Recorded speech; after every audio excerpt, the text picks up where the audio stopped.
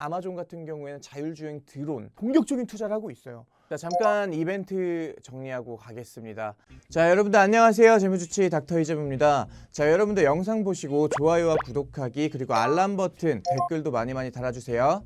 여러분들 날씨가 많이 추워졌습니다. 자, 추운 이 겨울 12월이 되면 우리 항상 고민하는 것들 있죠. 다음 연도에 재테크 어떡하지? 다음 연도엔 돈 좀 모을 수 있을까? 다음 연도에 투자 어디다 해야 되지? 그래서 오늘 준비한 컨텐츠는요, 2020 재테크 전략 과연 어떻게 세워야 될까에 대한 내용에 대해서 닥터 이재무의 견해를 좀 여러분들께 이야기를 해드리도록 하겠습니다.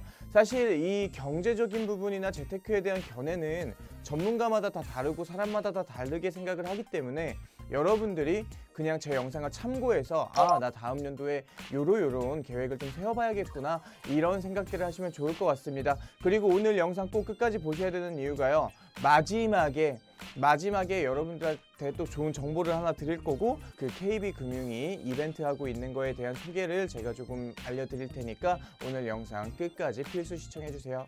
일단 많은 분들이 제일 많이 걱정하는 게, 자, 2020년도에 우리 경제위기 온다 안 온다에 대한 이야기가 진짜 많습니다. 그런데 닥터 이재무의 견해로는 여기서 조심스럽게 말씀드리지만 경제위기 오지 않는다.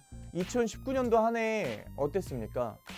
트럼프의 보호무역주의로 인해서 각 무역 전쟁들이 계속 일어나면서 증시에 많은 영향을 미쳤습니다. 그래서 2019년도에는 굉장히 힘든 시기였다라고 이야기를 할 수가 있는데, 자, 2020년도에는 미국의 대선이 걸려 있습니다. 여기에서 트럼프 대통령은 재선에 대한 어떤 이슈가 분명히 존재를 하고요. 보수당이니까 당연히 보호무역주의에 대한 이런 강조, 무역전쟁에 대한 강조, 이런 부분들이 트럼프한테 우호적인 어떤 표를 가져올 수 있습니다. 하지만 경제위기설이 계속 돌고 있는 지금에 경기 부양책으로 미국도 한국도 금리 인하 정책을 내세웠단 말이에요. 근데 경기를 부양해야 되는 이 와중에 계속 무역전쟁에서 증시를 계속 혼란에 빠뜨리게 되면 트럼프 대통령한테도 별로 그렇게 이득될 게 없다라고 생각을 합니다. 그렇기 때문에 자, 2020년도에는 경기 부양책, 즉 경제 성장에 초점을 맞춰서 이 정권을 계속 운영해 나갈 것 같다라는 그런 예측들이 돌고 있습니다. 그리고 닥터 이재무도 마찬가지로 그런 생각을 하고 있고요. 무역 전쟁으로 인해서 지금 저희가 경제 위기가 온 건 아니잖아요. 지금 현재 위기설이 나오고 있는 거지. 이런 상태에서 내년에 계속 한국이든 미국이든 경기 부양하겠다고 푸시를 넣고 있는데, 과연 내년에 경제 위기가 올까? 라는 생각을 했을 때 저는 안 온다라고 생각을 합니다. 또 요즘의 흐름세를 보면 신흥국들이 또 되게 강세예요. 그러다 보니까 선진국들이 경기가 좀 하향되더라도 신흥국에서 뒤에서 받쳐줄 수 있는 부분들이 좀 크다고 생각이 되기 때문에 경제 위기가 오지 않을 거라고 예측을 하고 있습니다. 그렇다면 두 번째로 여러분들이 많이 물어보시는 거, 경제 위기가 오지 않을 것 같다면 그럼 재테크 전략은 어떻게 세우는 게 좋겠습니까? 라고 물어보더라고요. 답변을 드리겠습니다. 금리가 인하되면 실물 자산의 가치가 상승합니다. 자, 그리고 펀드나 주식, 이런 위험 자산에 계속 공격적으로 투자하는 사람들이 많아집니다. 그래서 금리가 인하됐을 때는 금리가 적은 예적금보다는 계속적으로 사람들이 투자를 선호해서 투자를 하게 됩니다. 근데 여기서 우리가 지금 좀 촉각을 세웠던 게 경제 위기가 오지 않을까라는 부분이었는데, 지금 현재 경제 위기다라고 이야기를 한다면 그러면 지금 안전자산에 투자를 하는 게 맞겠죠. 하지만 지금 아직 경제 위기다라고는 할 수 없고, 그리고 경기 부양책으로 경기를 계속 살리려고 하기 때문에 경제 위기가 오지 않을 거라고 가정한다면 지금은 공격적으로 오히려 투자를 해야 될 시기라고 생각합니다. 제 영상을 계속 보신 분들은 알겠지만 2019년도 3월 달부터요, 이 무역 전쟁이 단순 정치적 이슈로 끝나지 않을 것 같습니다. 좀 장기화될 것 같습니다 라고 하면서 안전자산에 투자해야 된다라고 이야기를 했습니다. 자, 2019년도 3월 이후부터는요, 본격적으로 제 고객들이나 아니면 제 지인분들이나 전체적으로 안전자산이 금에 투자하게끔 포지션을 잡아줬었습니다.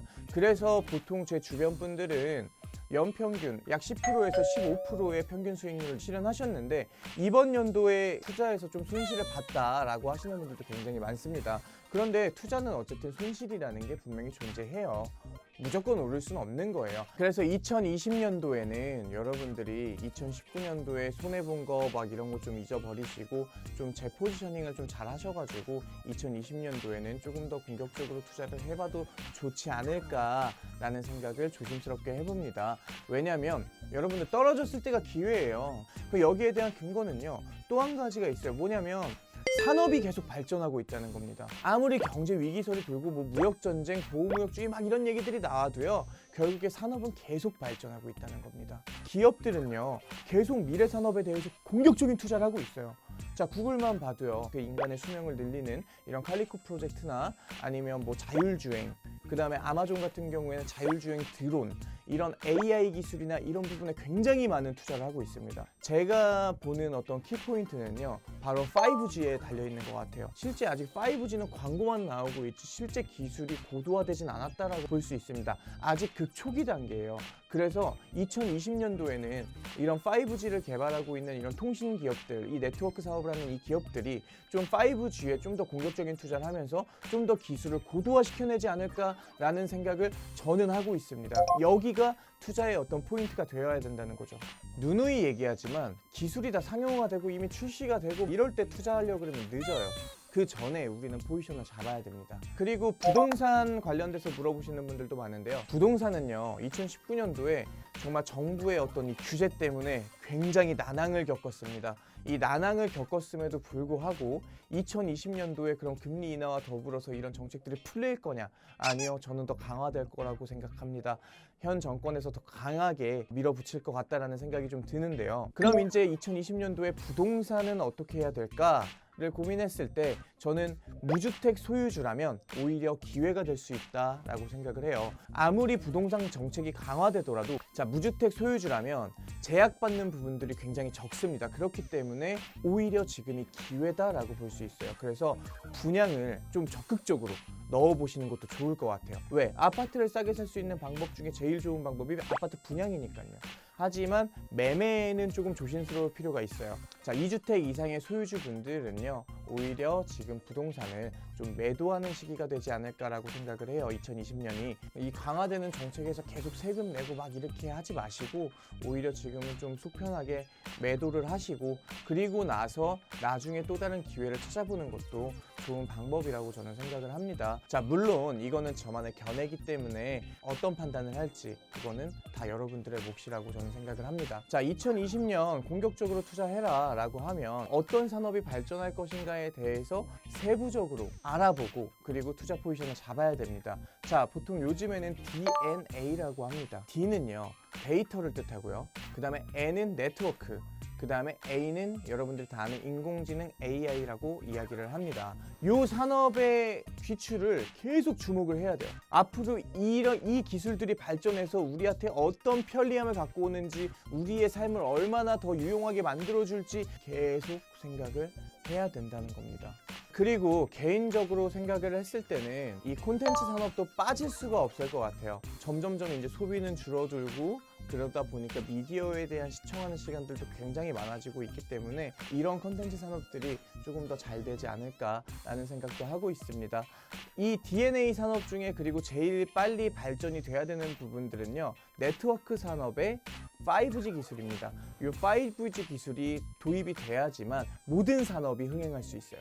데이터도 마찬가지, 네트워크도 마찬가지, AI도 마찬가지, 콘텐츠도 마찬가지.